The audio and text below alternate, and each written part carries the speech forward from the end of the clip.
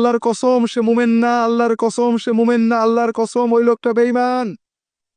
এক হাদিসে আসছে রাসূলুল্লাহ সাল্লাল্লাহু আলাইহি ওয়াসাল্লাম হঠাৎ কসম করছেন, ওয়াল্লাহি লা ইউমিনু, ওয়াল্লাহি লা ইউমিনু, ওয়াল্লাহি লা ইউমিনু। আল্লাহর কসম সে মুমিন না, আল্লাহর কসম সে মুমিন না, আল্লাহর কসম সে মুমিন না। সাহাবীরা বললেন, মান ইয়া রাসূলুল্লাহ, কে ইয়া রাসূলুল্লাহ? এটা হলো রাসূলুল্লাহ সাল্লাল্লাহু আলাইহি ওয়াসাল্লামের ওয়াজের একটা পদ্ধতি। রাসূলুল্লাহ সাল্লাল্লাহু আলাইহি ওয়াসাল্লাম ওয়াজের সময় প্রশ্ন করতেন, মাঝে মাঝে এমন কিছু বলতেন যেন সবাই মনের ভিতরে প্রশ্ন জাগে। কথা বুঝতে পেরেছেন? সবাই ইয়া রাসূলুল্লাহ, আল্লাহ রসুল কি বললেন? আল্লাহর কসম সে মুমিন না, আল্লাহর কসম সে মুমিন না, আল্লাহর কসম ওই লোকটা বেঈমান। ইয়া রাসূলুল্লাহ, কে সেই বেঈমান? আমি যদি আপনাদের বলি যে ভাই ওরা মুমিন না, ওরা মুমিন না, ওরা কাফের কাফের কাফের কাফের কাফের, আপনারা কি বলবেন? হুজুর ওরা কারা? তাবলীগ, জামাত ইসলাম, চরমনাই, পিস, এরা শুনবেন না? আমরা তো এখন কাফের কাফের কাফের মানে মুসলমানদের কোনো না কোনো গ্রুপ, ঠিক না বেঠিক? মাশাআল্লাহ। আল্লাহ রসুল সাল্লাল্লাহু আলাইহি ওরকম বললেন কাফের কাফের কাফের, ওরা বেঈমান বেঈমান বেঈমান। কে? যে মিলাদ পড়ে না, নাকি যে রফাদাইন করে না, হ্যাঁ, যে মোনাজাত করে না, যে বিশ্বাস মানে না, যে মাযহাব মানে না, না এগুলো কোনোটা বলেননি। এমনকি ইবাদতের বিষয়ে জাননি। মান লা ইয়ামানু জারুহু বাওয়াইকাহু, যে ব্যক্তির প্রতিবেশী, পাশের দোকানদার, পাশের বাড়িওয়ালা, সহকর্মী তার দ্বারা কষ্ট পায়, ওই লোকটা ইমানদার না, ও বেঈমান বেঈমান বেঈমান। কথা বোঝেন? তো ভাইরা, আপনাদের অনেকবার বলেছি, ইমান মাপার কিছু থার্মোমিটার আছে, ব্যারোমিটার আছে। আপনি নামাজ পড়েন, ইমানের লক্ষণ, কোনো সন্দেহ নেই। রোজা রাখেন, ইমানের লক্ষণ। পকেটের টাকা মানুষদেরকে দেন, ইমানের লক্ষণ।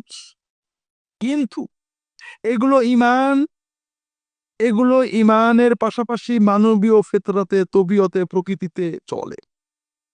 কিন্তু কষ্ট করে, নিজেকে কন্ট্রোল করে, মানুষের জুলুম সহ্য করে, মানুষের সাথে ভালো ব্যবহার করা, প্রতিবেশীর অত্যাচার সহ্য করা, প্রতিবেশীকে কষ্ট না দেওয়া, এটা হলো আপনার প্রকৃত ইমানের পরিচয়। কথা বোঝেন? কোনটা বেশি কষ্ট? নামাজ পড়া বেশি কষ্ট, না প্রতিবেশীর অত্যাচার সহ্য করা কষ্ট? হ্যাঁ, বুঝেননি? প্রতিবেশীর অত্যাচার সহ্য করা কষ্ট। আর এই জন্যই রাসূলুল্লাহ সাল্লাল্লাহু আলাইহি ওয়াসাল্লাম বললেন, প্রকৃত ইমানের পরিচয় হলো যে তোমার পড়শি যেন তোমার দ্বারা কখনো কষ্ট না পায়। প্রতিবেশীদের প্রতি আমাদের দুটো দায়িত্ব। একটা হলো তাকে কষ্ট না দেওয়া, আর একটা হলো তার দেওয়া কষ্ট সহ্য করা। অনেক হাদিসের ব্যাপারে আছে, আমি বিস্তারিত বলবো না। মেয়েদের একটা হাদিস শুধু বলবো। আল্লাহ রাসূল সাল্লাল্লাহু আলাইহি ওয়াসাল্লাম বলছেন, ইয়া নিসা আল মুমিনাত লা ইয়াহকিরান্না ইহদাকুন্না লিজারাতিহা ওয়ালাউ ফিরসানা শাতি মুহরাক। হে মুমিন মেয়েরা, মুসলমান মেয়েরা, শোনো, তোমরা তোমাদের পড়শি মহিলাদেরকে হাদিয়া দেওয়ার ব্যাপারে কোনো অবহেলা করবে না। যদি তোমার বাড়িতে সামান্য একটু পায়া, গরুর ছাগলের পায়া, যাতে গোশত নেই, এটাও রান্না হয়, পারলে যদি পারো একটা পায়া তোমার ভাবিকে, প্রতিবেশীকে দিতে, তাও দেবে। এটাকে তোমরা অবহেলা করবে না। তার মানে প্রতিবেশীরা পরস্পরে পরস্পর খোঁজ খবর নেবে, সহযোগিতা করবে, হাদিয়া দেবে, নিজের বাড়িতে ভালো রান্না হলে একটু পাশের বাড়িতে দেবে। এটা ইসলামের নির্দেশ। কথা কি বুঝতে পেরেছেন? আমরা বর্তমানে এখানে দুই ক্যাটাগরিতে ভুগি।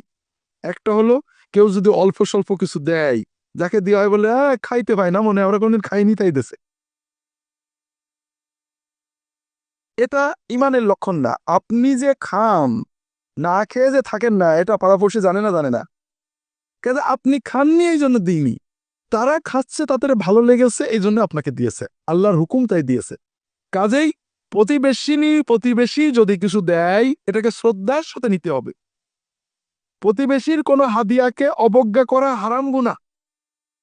আপনাকে অবজ্ঞা ছাড়া মহব্বতে নিতে হবে, ওটাকে খেতে হবে, ব্যবহার করতে হবে, তাকে হাদিয়া দিতে হবে।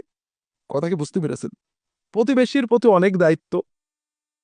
আপনার ইমানের পরিচয় হলো আপনার প্রতিবেশী আপনাকে কেমন বলে, আপনার পাশের দোকানদার আপনার কেমন বলে।